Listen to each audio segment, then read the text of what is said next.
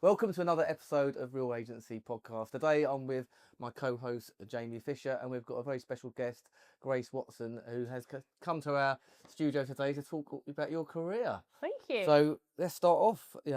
What is your story? My story. I think, like most estate agents, didn't actually ever intend on being an estate agent. So I started part-time when I was 17, 18. I was at college, just learnt to drive, all that exciting freedom, and was finishing my A-levels. And a Saturday job came up at a nearby high street agent. So I snuck in there, and it was a really young, vibrant team. And I remember just thinking, oh, this is epic. I'm earning some quite good money, and had intended to go to university to do international business management. And I don't know, just kind of got cold feet. I think I enjoyed the kind of hustle and bustle of estate agency and getting to know different people and chatting lots, and as I said, earning some money. So I stayed on full time for kind of a year while I decided. The company car probably clinched it for me at that age, as it does for many people. But yeah, I settled in, and it's funny because it actually drew out a lot of quite natural skills, I guess, that at that age you don't necessarily get nurtured because you're so preparing towards more of an academic career or going to university or whatever. So that was, I guess, kind of the start. And I decided not to go to uni, carried on working for that high street agent for, I think it was about 3 or 4 years after that. And was offered the opportunity to go and help open an office in Ascot, which really affluent area, very diverse in terms of money and demographic, and one thing and another. It was a really lovely area to be able to work in at that age as well. And I think that was probably my first eye opener, I guess, to sort of higher value homes. And at that age was a real boost, I guess, to my confidence. So that was the start. Dabbled in lettings for a while, and then much preferred sales. So swiftly came back. And after a couple of years, I remember my boss sort of saying to me at the time, anytime we take on a new instruction, I would go through the description and, oh, what about this? And should we not mention this? And X, Y, Z. And he started, you should really be in marketing. I think it was maybe his way of sort of saying, just leave us alone. Like, stuff's fine. But I'd always had quite a keen eye, and especially in that area, it's a very saturated marketplace, kind of Sunningdale and Ascot. It's very competitive, and a lot of the corporate agents are sort of Stratton Parker, Hamptons, Savills, Knight Frank, and as a brand, we maybe weren't as clearly affiliated with higher end homes, but we certainly weren't offering anything that different to those brands. Right. And so even at that point, I was like, we need to be trying to stand out a little bit more. So anyway, I got shoehorned into the marketing team and managed to kind of execute that and sort of helped direct some strategies. The brand grew, which was great. But yeah, miss sales, miss the actual houses. I'd sort of sit at head office looking at all the listings everyone was taking on and getting quite jealous. So I did then end up going back to sales, worked for another brand locally after that, and then moved over to Oxfordshire and the Cotswolds for a while. And then last year decided to take the plunge and do it myself. So we're in week 51. All right. Yeah, it's our first birthday next week, which is exciting. Congratulations. Thank you. So that's sort of the last 11 years, really. So in terms of your own business, what was it like when you kind of got that up and running, first sale, and what was it that attracted you to that type of marketing that you do? Because you're kind of high-end luxury homes. Is that because of what you in the marketing and things like that you wanted to move into more? So. It's an interesting question because a lot of homeowners or people that I have maybe met digitally or friends of friends sort of say, oh, you just sell really expensive houses, don't you? And it's a lot of the time it's a lovely thing for people to assume, but it's not explicitly true.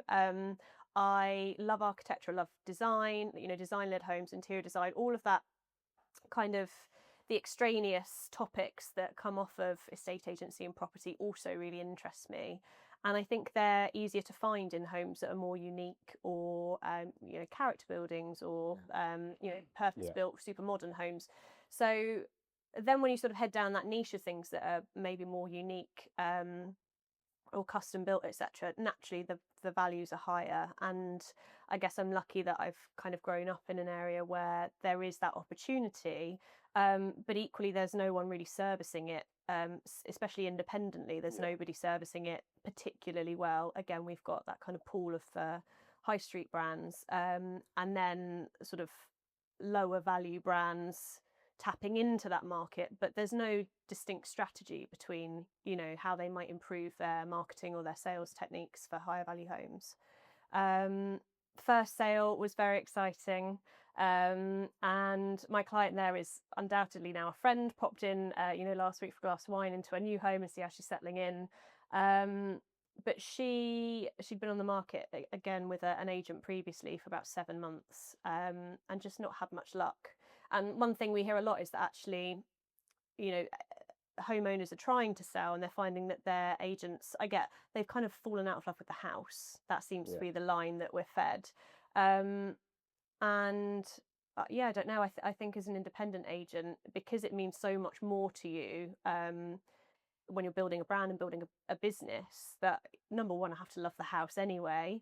Number two, I'm likely to, because of the kind of USPs I guess I've fed into the building of the brand. But yeah, it's been very exciting. We'll definitely not forget the first sale, that's for sure. And yeah, I sold it within a couple of months, completed a few months ago. Very nice. So yeah, she got there in the end. Lovely. So I'd imagine, most of our guests we have on the podcast, in your career, you'd have had a moment where you thought, this is the job for me, and you're going to take that leap or to the next level. That one would think was quite recently in the last 18 months when you've gone out on your own. And there probably would have been moments, correct me if I'm wrong, in the last 12 months you might have thought, is this for me? Have I made a mistake? And moments in your career like, this is too hard. We're in the UK and the system's very tricky, isn't it? And the market's a bit gone through. So can you tell me a bit about those two moments?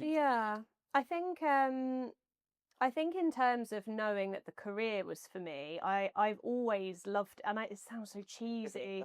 You say I've always loved it, but I think to work in this industry, you have to love it, or at least elements of it. You have to be really passionate about it.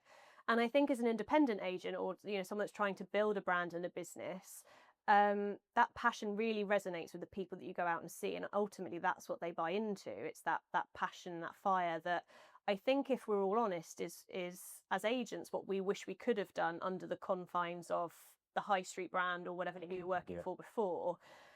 So as an employee previously, I've probably been quite frustrating to work with, maybe because I've always wanted to do more or stay on an appointment longer. I remember a boss of mine years ago, I finished a valuation and had like 6 missed calls and a voicemail like, can you just let me know that you're okay?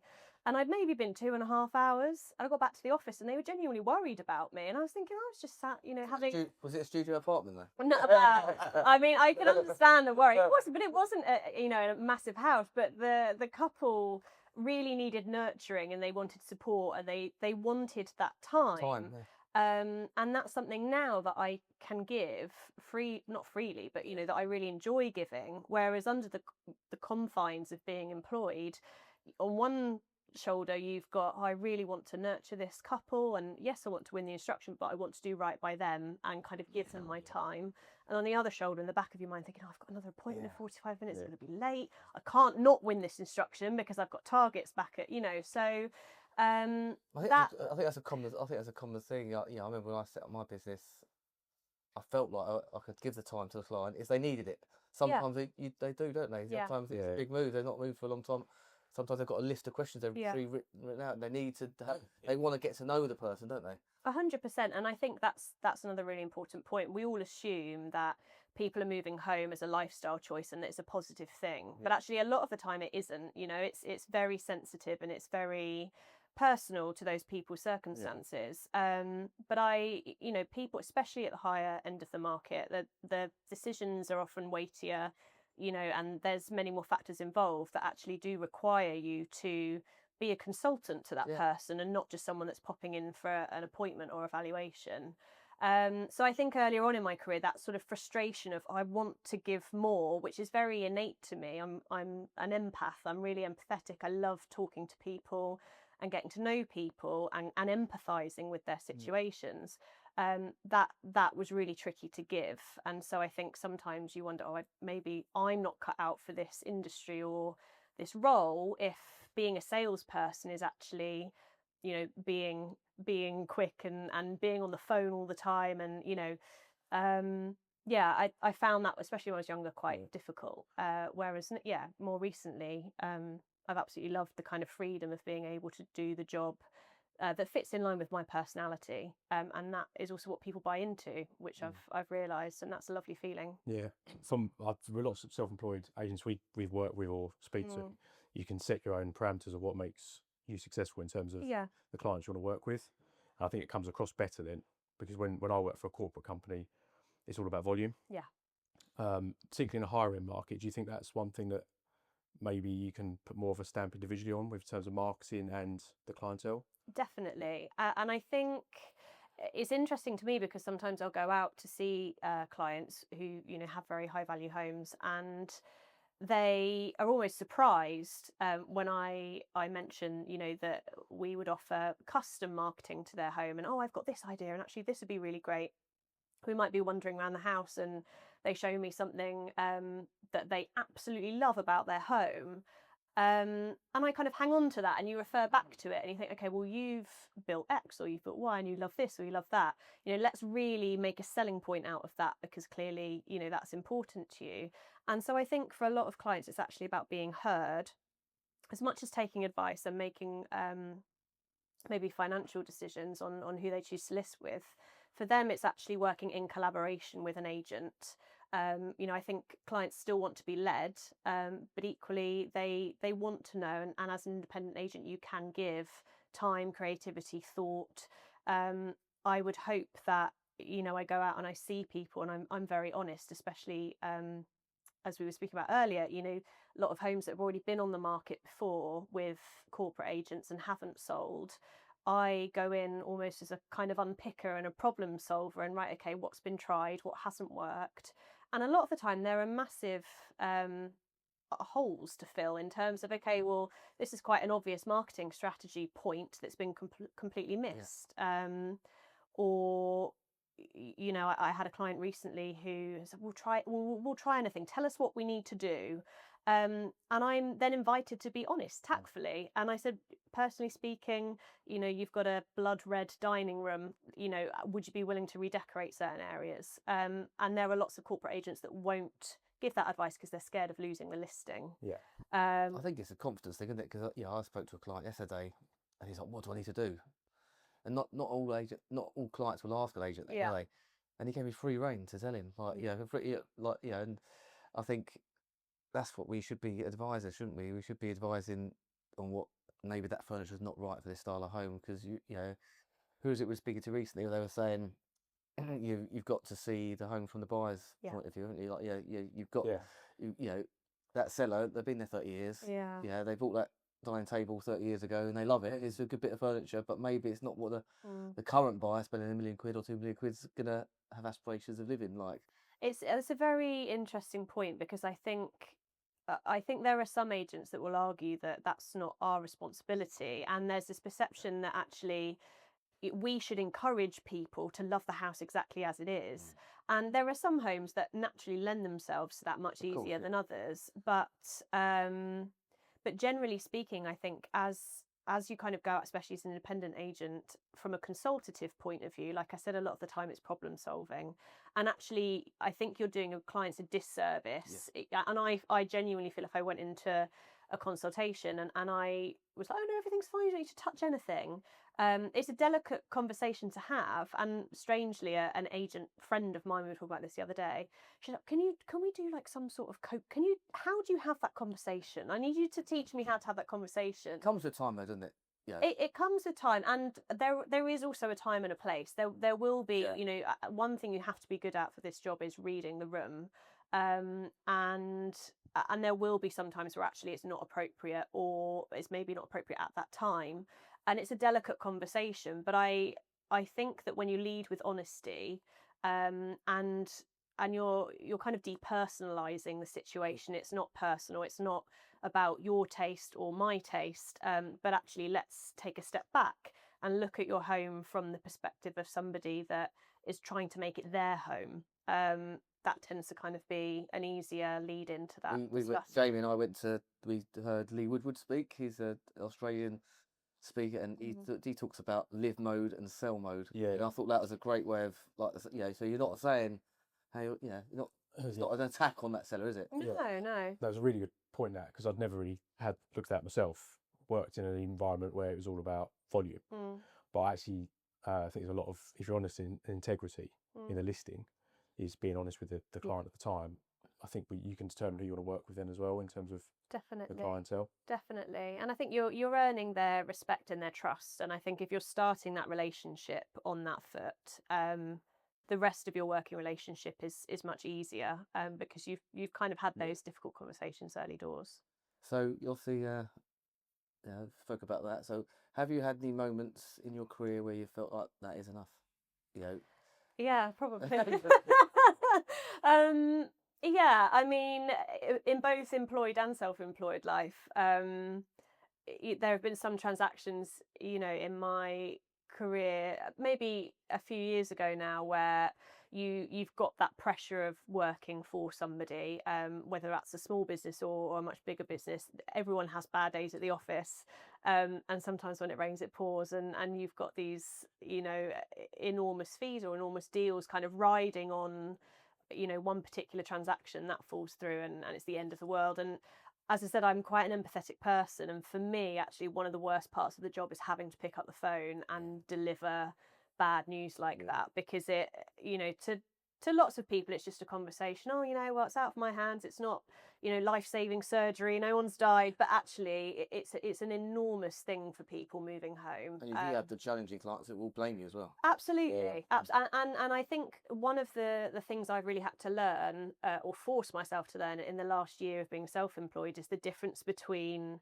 kind of taking responsibility for things and versus being in or out of control of things. And there will always be some elements of this job and this business and people's lives that are out of your control and you can't take responsibility for. But the things you can control, you can also take responsibility for, and you should take responsibility for. So, buyers pulling out because they've changed their mind, you can't blame that on yourself, especially as an individual. You can learn from that and think, oh, well, actually, what are the things that I can put in place for next time? Or, we were talking about reservation agreements this morning. There's always things you can learn from those scenarios, but placing blame on yourself isn't helpful. So yeah, I think situations like that have definitely been trying over the years, and more recently, especially when you just launched a business, you feel like everyone's watching you and you've got all this stuff to prove, and you just kind of have to sit tight and hold your nerve, I guess. And there are days when I have maybe thought, oh, maybe this isn't, maybe I'm not cut out for this. But I think intrinsically, if I thought that, I would never have given it a go in the first place. Step inside your mind. What gets you through those moments? For people listening to this, we've all been there. So what tools do you use to kick on to the next level? For me, I think like the power of your mindset is absolutely immeasurable, and your clients thrive off of that. I have some wonderful clients, and I speak to most of them most days, to be honest. As I said, at the moment, I have that option, because I've got the time and the resource to do that. And there are times where clients look to you, they're like, they want some reassurance. And whilst I don't have a magic ball or, a wand, and I can't, reassure them that in a week's time they'll have sold their home for more than they want, they look to you for that positivity, and that's kind of your role to them. And I find that at times, like I said, is a responsibility, but more often than not is a real honour and a pleasure to actually be that person for them.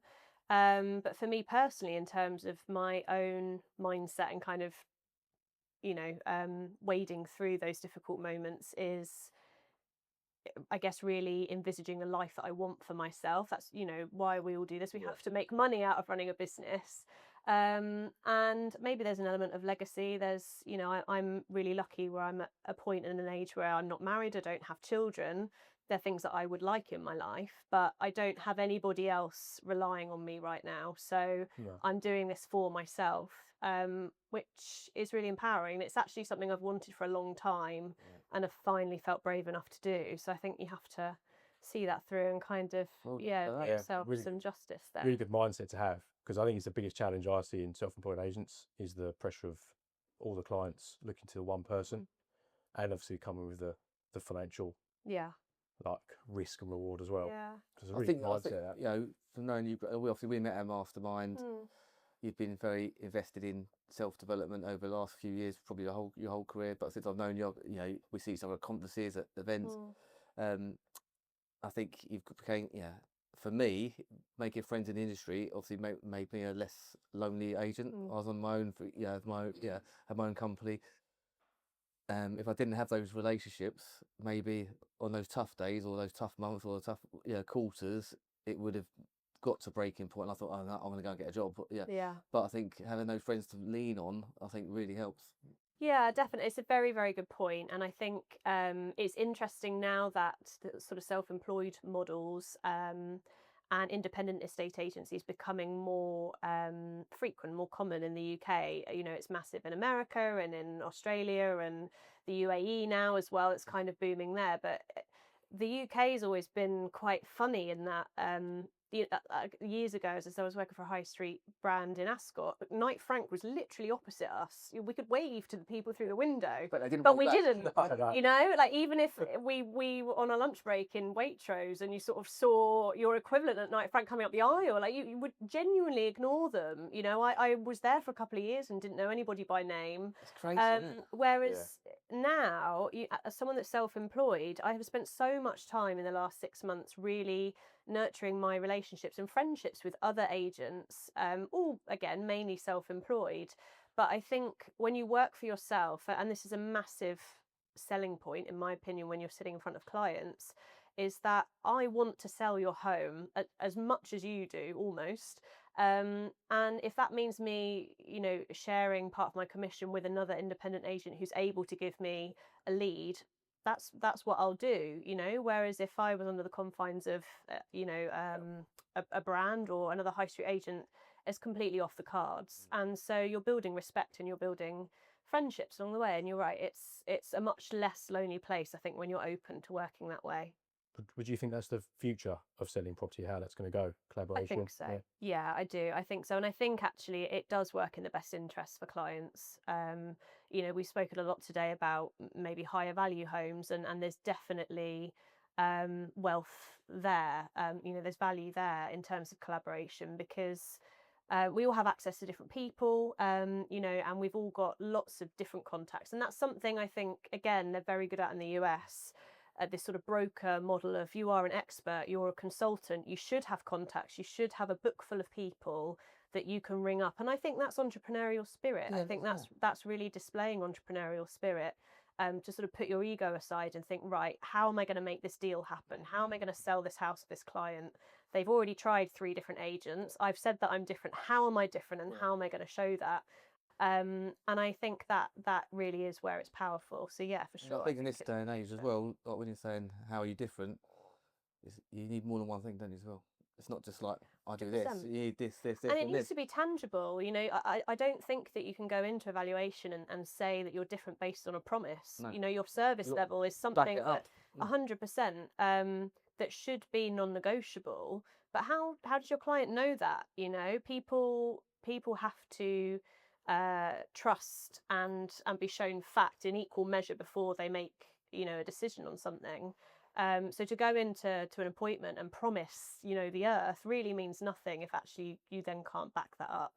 And like I said, it's a powerful thing. I find it a powerful thing to sit in front of someone that is basically interviewing me like Alan Sugar. Yeah. And I have had that. I had a client a few weeks ago was toying up between using me and another big and well-established brand, and he rang me at about 8 o'clock one Monday morning and just went, I've just got one question. I was like, right, okay. I was there still in my pajamas just making a cup of tea. you know, what exactly is your reliance on Rightmove? Like, forget Rightmove existed, how would you sell my house? And I have honestly never felt pressure like it, but I came out with the answer and I went, great, okay, I'll ring you back in half an hour. By that point, I was out of my pajamas and I was in the car on the way to an appointment. And he rang me and he just said, we loved everything you had to say. I just had that one final question that, you know, I've put to both you and the other agent, and we really believe that you are different. And that's what people are expecting now. Oh, 100%. I think I've had similar questions to that. And if you haven't got the answer, you're not going to succeed in this market. You need to have that answer, don't you? I think you also need the confidence, though, and I think I almost feel a fraud saying that, because I've always really and genuinely deeply struggled with my self-confidence, and I don't know what the turning point exactly was, but I'd say probably in the last 2 years. Maybe it's age as well. I've had a few more grey hairs coming through. I'm a bit older than you, Grace. So, you know, I think as a young lad, I was very shy. I lacked confidence, and in my early years, the agents I was working with, I was getting told, we don't deserve those nice listings. They go to those agents down the road, and you sort of wear that over time. But I think knowledge it gives you power. More knowledge, and you've stepped out and you've gone to learn things, or be part of like groups, masterminds. And I think the more knowledge you have, you soak these little bits. And if you are soaking it in, some people go to conferences and they don't, they're too busy thinking about the offer they had that morning. But if you really soak it in and put these things into practice, I think that gives you that confidence to then to go to that next level, isn't it? Well, you asked me earlier about mindset and how you kind of dig yourself out of those darker days. But for me, I think the power of manifestation, I know some people roll their eyes, but is so important. And I don't think I've actually sat and practiced manifestation perhaps in ways that lots of other people can or have or might do. But I have always said, and I've got 3 sisters, and at various times we're all quite creative and marketing led, or we've all done marketing jobs.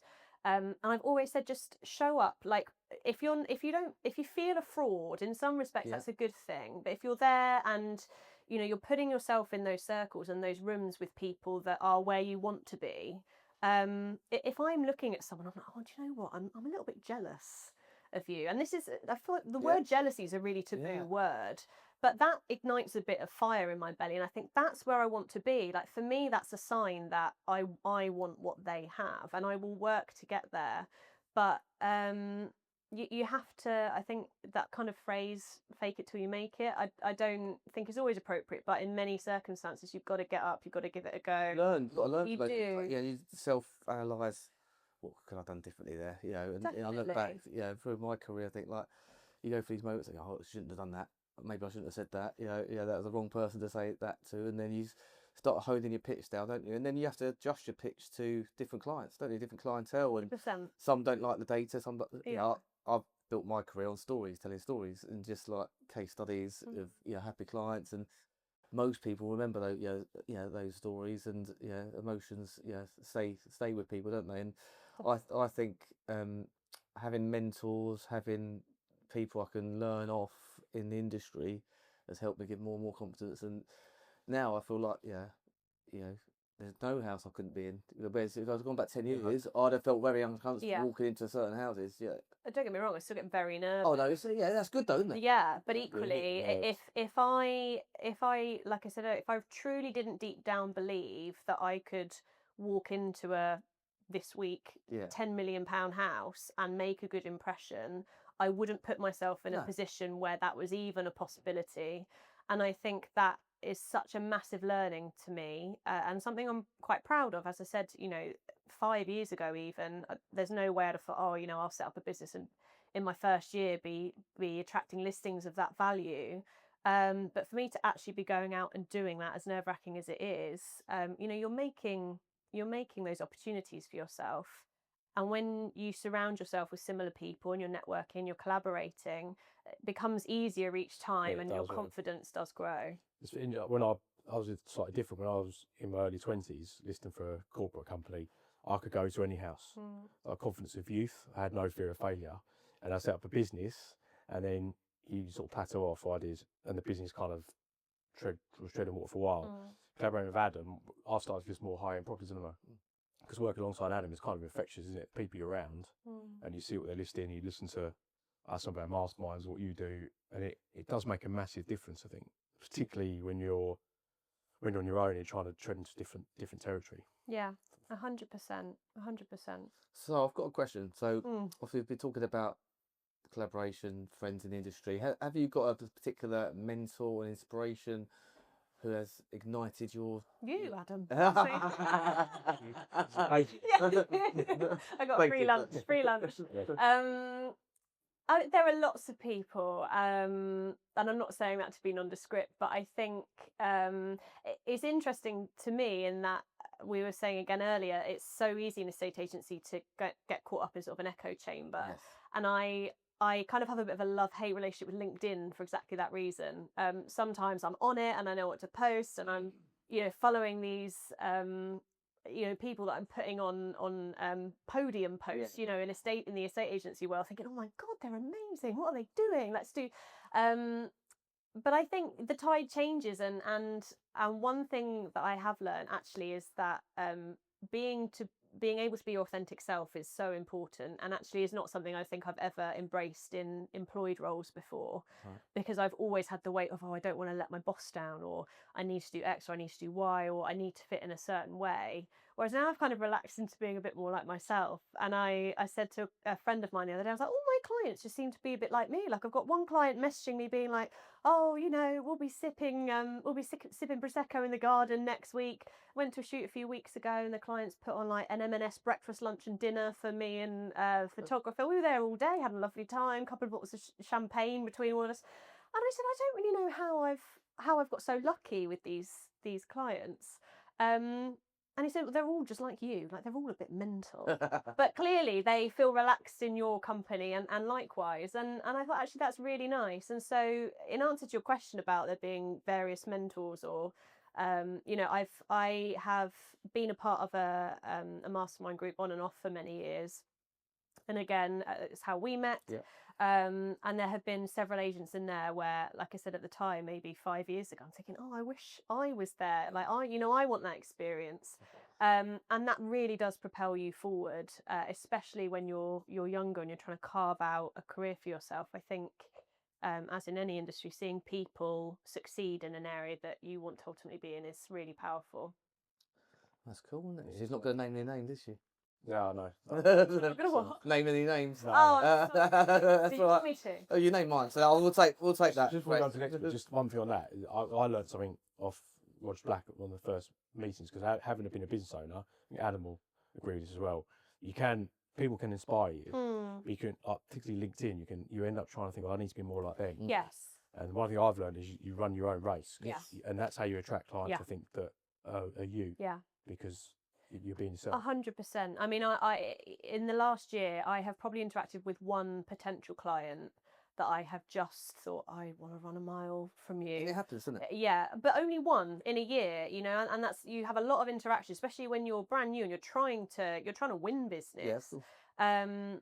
But my marketing strategy, and I think the way I've gone about attracting those clients, has been very authentic to me. And so I'm sure there are some people that will read my letters or get my mailers and literally rip them up and think, oh my God, who is this lunatic, and put it in the bin. But equally, the people that have responded are the people that, we've got great friendships, working relationships going on. And I'm genuinely excited and happy to be part of that journey with them. So, yeah, I think authenticity is so important. But otherwise, you end up in this world of not knowing who you are, what you're doing, whether people can trust you. You end up working with people that don't align with you as a person. And likewise, and that's not personal, but I do think it's important. It is a partnership, isn't it? Yeah. Yeah, you're working on a project sometimes for a year long with someone. Yeah. Unfortunately in this industry. Yeah. But and I think not all business is good business. But my dad said to me, my dad's one of my heroes, and he's been run his own business since he was in his early 40s, and he said to me, everything I need to know the first day I started my job in agency. Through my career, 25 years, a lot of times I forgot what he said. But you talking about that, he was like, 80% of your clients will suck, the worst paying clients will suck 80% of your time. Yeah. You need to find clients, those 20%, which will value you as a agent, won't suck your time, won't waste your time. But sometimes you can get sucked into that bad business, and you have all these clients like sucking your time, not earning any money, want too much money for the house, don't listen to you, don't value, I can think of a couple of scenarios recently where I've had clients where they're like, that's too low, and I'm like, in your brain, like that, for you it is, but I'm telling you, but you think, and I was with a client, it's an old friend. It helps when you go and see someone who already has some sort of relationship, doesn't it? So I was like, you're gonna have some agents around here, and they're gonna tell you 1.1. The maths and all the data around it and all the comps are pointing towards 975 to a million. I know that's not what you want to hear, and he understood it. And he gave me a listing because of, and I said, look, I'm quite happy to try for a couple of weeks, but if this is my house, if my brother's house, I'll be saying, look, there's no point, because you end up, you're going to miss the market. You're going to end up missing the spring market, and all of a sudden you're going to, end up getting 950. Yeah. A lot of that's the volume game from an estate point of view. You're changing volume on listings for cost and all that sort of stuff. And it's not clever business, though, is it? No. It's not clever business. Well, no, and I think, again, for a lot of young agents, you can get caught up in that. And you end up delivering a service that actually doesn't serve anyone particularly well. It doesn't serve you as a business from a reputational point of view. But I remember, as lots will in corporate agency, you start every day at your desk staring up at a massive whiteboard going, right, where am I going to get 3 price reductions from today? And that literally is like, okay, which of my clients is in the firing line here? And that, to me, that's not doing the best by your client. Sometimes it's patience, isn't it? Sometimes it's the market's not there. And sometimes that is the right advice. There are other cases, of course, where you get to a point and go, actually, do you know what? The price is the problem here. The nice thing about my situation now is that when I'm having that conversation with a client, like it's comfortable and it's confidently led, because we've tried everything else that had been lacking either in previous experience or that I know a corporate agent wouldn't do. We've offered the exposure that they wouldn't have had elsewhere. And they can go, actually, do you know what? Like, we really appreciated all your effort. We know how much time you've put in, the expense you've spared. Our marketing shoots, as I'm sure yours do, last a day in some instances. We're there morning till night to really do the best by them. And that's when you know that, yes, you're having to reduce the price, but you're still doing a good job, and, you're offering that service. So. That's cool. Well, what's the one thing in agency that really, really frustrates you and you would love to change? Just one. Apart from the fact that the audio's bad in here, we need to get positions. The rug, guys. We are going to get a rug, so the next episode we'll have a rug. Sorry, Todd. Poor Todd. Yeah, you have to try to sort the audio out afterwards, don't you? So, no. It's a good job, though, isn't it? Maybe we'll get Todd on the sofa one day. Maybe we should. Don't ask him what he doesn't. Role reverse. But what's the one thing? The one thing that frustrates me the most, it's really boring one, but it's overvaluing. We've just touched on it now, but yeah, I've got a client at the moment who we've got an offer within 10% of their asking price. They've been on for a year, mainly with another agent. We took it on 6 weeks ago. But the other agent initially whacked an extra £500,000 onto the asking price. And now we're at a point where actually I do think the value that we're at and the offer that we've got is fair, genuinely fair for the house. Other agents have said to buyers of mine that have looked at it, I would rip their arm off for that money. But my clients just can't. Because they've got that figure. They can't see it in their head. They've wiped off 500 grand. They've been looking at houses based on what they thought they were going to get a year ago because they were given bad advice. And that's really, really difficult for everyone to come back from, but it's frustrating.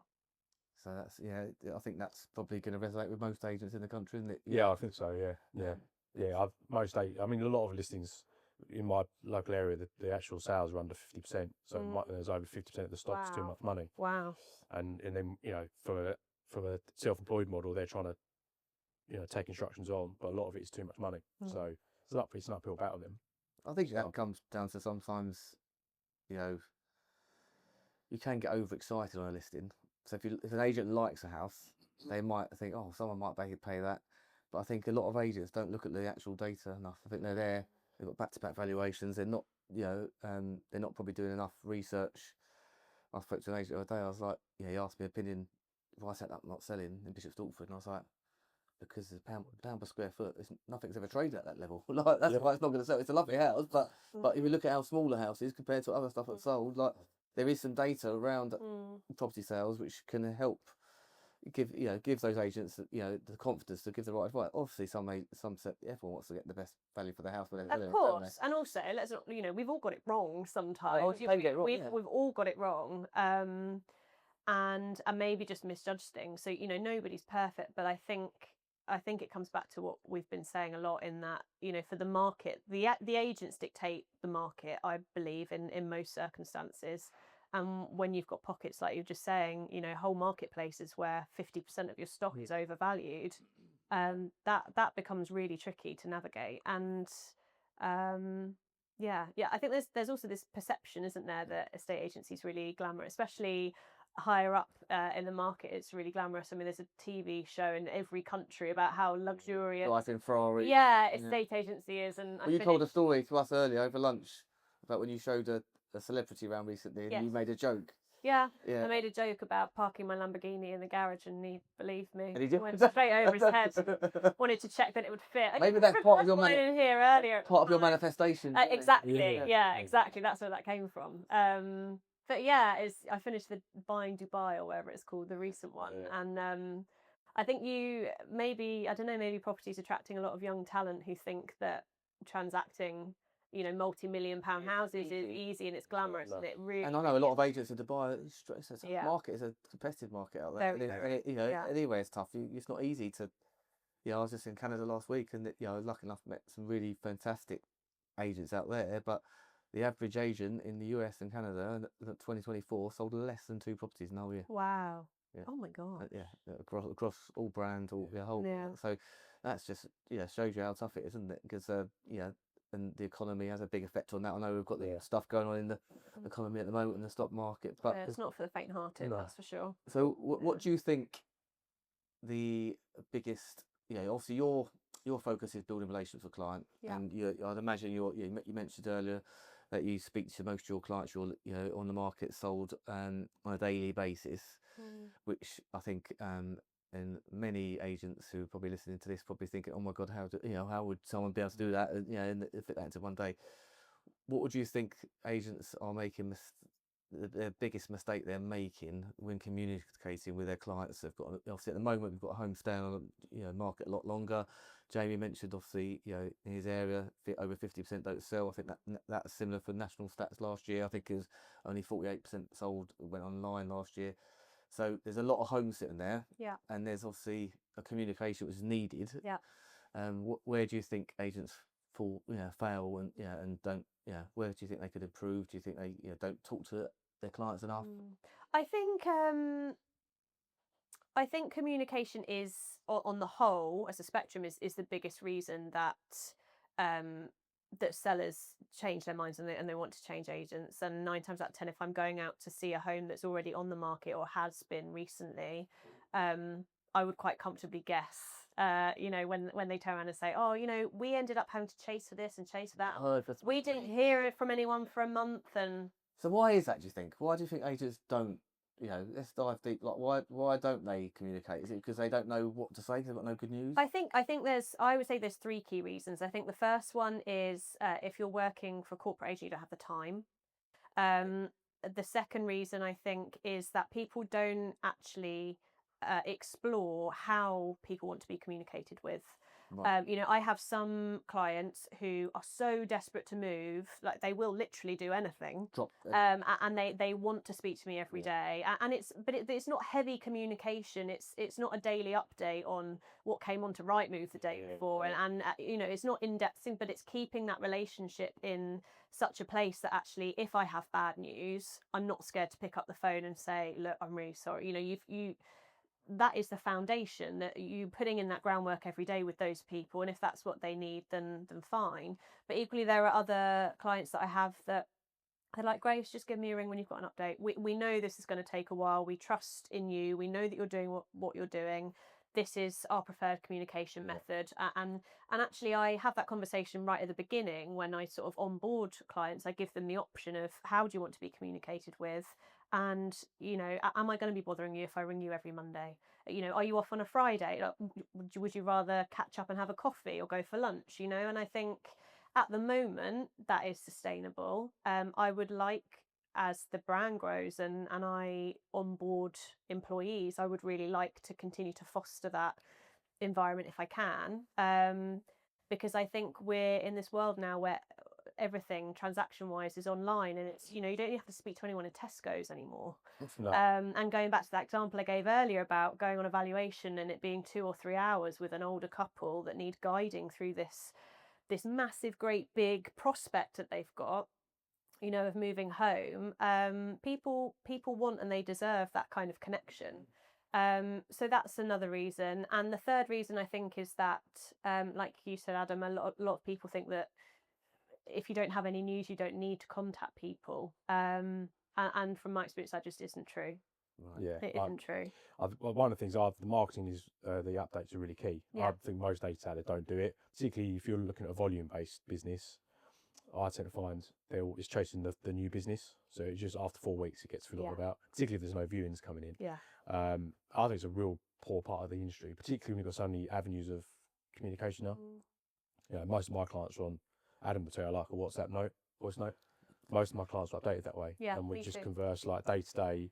It's not a specific day we And I update. think selfie videos on WhatsApp, like the 60-second, like just that I was thinking of you.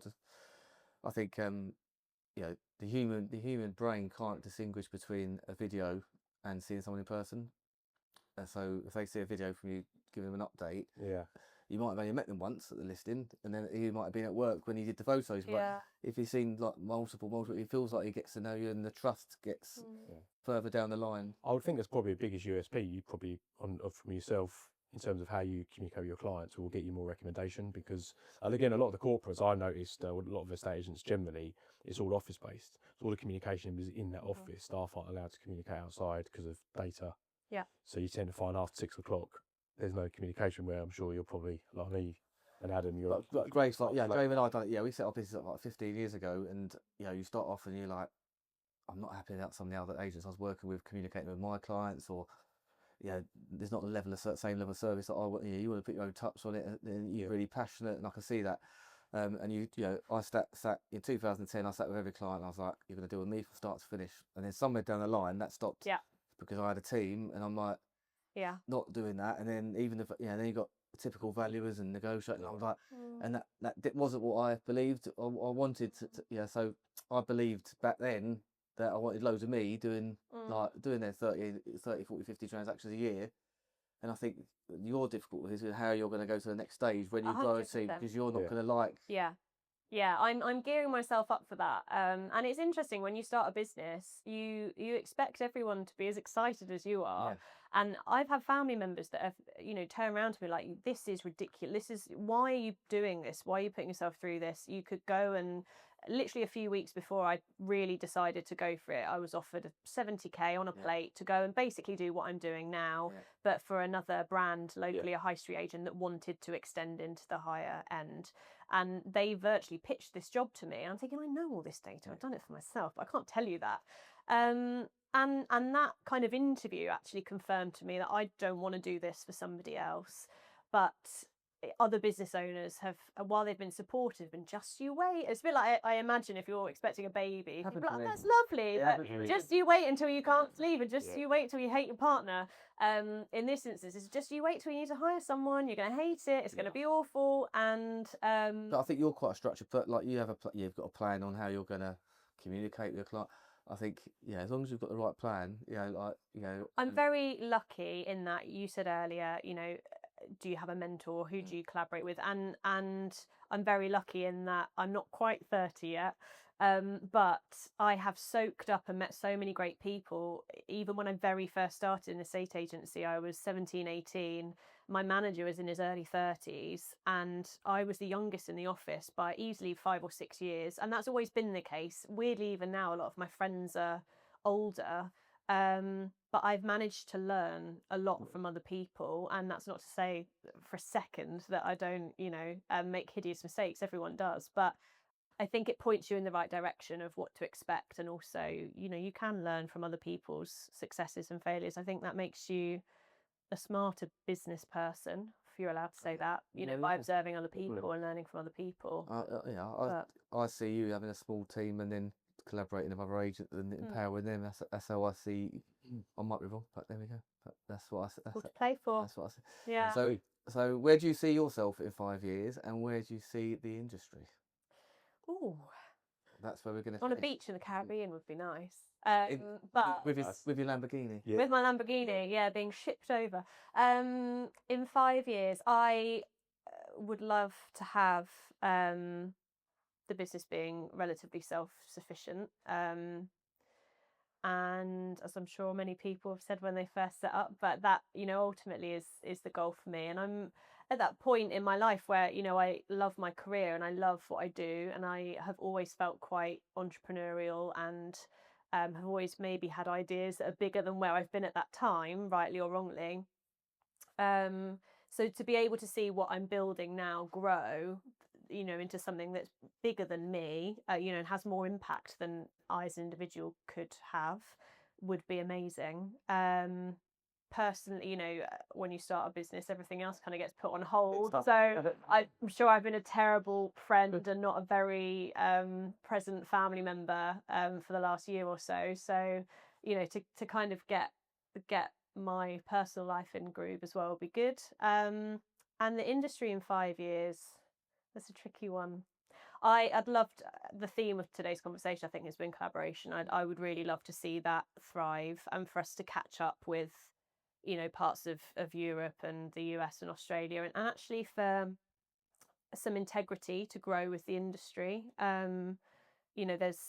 We all make a bit of a joke about how much people hate the politicians and estate agents, but I really resent that. And I think a lot of us, especially when you're self-employed or you run a business, we've put ourselves in that position because we didn't like something about how we were working before. And there are lots of very good people out there that are working really hard and trying to buck the trend. So I think, it can only become a better industry for more collaboration and creativity, definitely. Yeah, so effectively, probably less agents, do you think? As in, do I think people will leave the industry? Do you think there's going to be less high street agents, and do you think there's going to be, obviously, for the industry to change and for the general public to have a better view of estate agents, something's going to have to change from where we are now, isn't it? Yeah. So what do you think is going to be that change? Obviously, collaboration is one thing, but I think there needs to be a new revolution of agent standards coming into the marketplace. Do you agree? I do agree, and I actually think the best route to that is bringing the kind of personal element back to the industry. I think for most people, we're all very quick to say, oh, well, everyone's searches starts on Rightmove. Well, that's not very personal, and it's all, we look at everything digitally now, which is great. But then actually, when you do get round to dealing with people, you want someone that's authentic and passionate and sensible. And like I said, I use the word consultant a lot because actually we're meant to own what we do, and we're meant to be, in the same way if you were getting divorced, you'd go to a solicitor that's specialised in family law. Or if you're transacting at a high level, I think the reason that niches in estate agency do so well is because you can choose who you go and work with. And I think brands that have been long established as high street agency brands that are now extending themselves into the higher end of the market will struggle because they've still got that very corporate frontage, and actually they're just extending what they might do for a £200,000 or £300,000 house to a £2 or £3 million house, and that doesn't work. No. So I think specialism, bringing personality, and all of that fosters trust, especially in a world where everything's online, or you can go to Tesco's and not speak to anyone and scan your, lower volume, better service, a higher quality service. Will result in a seller being more happy, isn't it? Yeah. So do you think, you know, talking about videos earlier, like a reel, you did one in who's in your car after a long day, you talk about you finish your day. Yeah. Do you think that type of marketing is going to resonate more? Like the public are seeing more human side to an estate agent, because a lot of this agency reputation since I've doing it 25 years this year. So when I started, it was driving around a smart car in a suit and being a bit of an idiot was the general term of an estate agent. Do you think that as that becomes more regular, is going to probably give more of an insight into the tough job that it is? I think so. Yeah, I think that element of transparency is really important. And you know, there's that saying, as kind of naff as it is, people buy from people, but it is just true. However you want to dress that phrase up.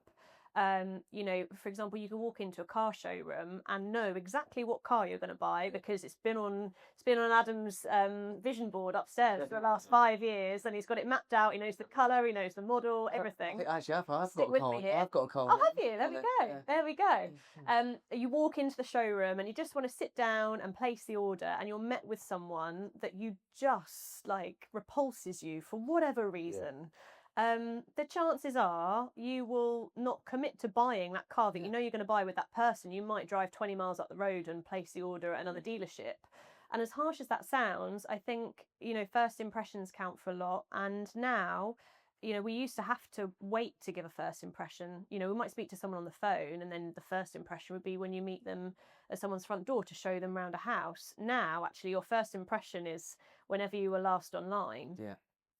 So I think there is an element of, you know, if you're authentic and you're showing up as yourself, you should never have to worry about who you attract, because you're not hiding anything. You are who you are.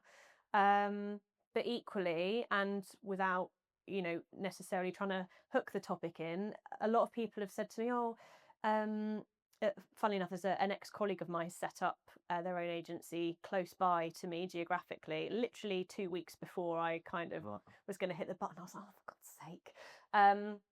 Very different. We're both targeting the higher end of the market, but we're both very different people, very different brands. And someone said to me, oh, I wouldn't worry about that. You know, you're a woman and people trust women more, and you know, you'll go in and you'll have things that he doesn't have. Almost as blasé as that. But if we're looking at that on a deeper level, I think it is an interesting discussion. It's an interesting thought for me, because 10 years ago I was sat in a high street office, and of 20 offices there was one female sales manager, whereas now I log on to my Instagram account, my work Instagram account, and my feed is flooded by independent estate agents that are women, or women running their own agencies. And I think it is really refreshing because they can be their authentic selves. If they've got kids in the background, or they've got, you know, you've got a video, weirdly videos of my dog do really well. I don't know, she's very cute, but she's got nothing to do with estate agency. And so I think my point is that if you are your authentic self, you show up as yourself, you're friendly, you're professional, you're personable, you're funny. Someone actually said to me the other day, oh, it's so nice to have a viewing with someone that's got a sense of humour, you know, and that acknowledge my children and involve them in the viewing. That will really set you apart. And I think it's important. Yeah. That's a great way to end the podcast. That's very well put, Grace. So thank you very much for coming on. No, thanks for having me. And look forward to here. Congratulations on nearly being a year old. Thank you. Yeah. And I wish What a you milestone. wish you all the best for it. Survived. Yeah. It's the next year to go. Good luck. Thanks a lot. you. Thanks so much.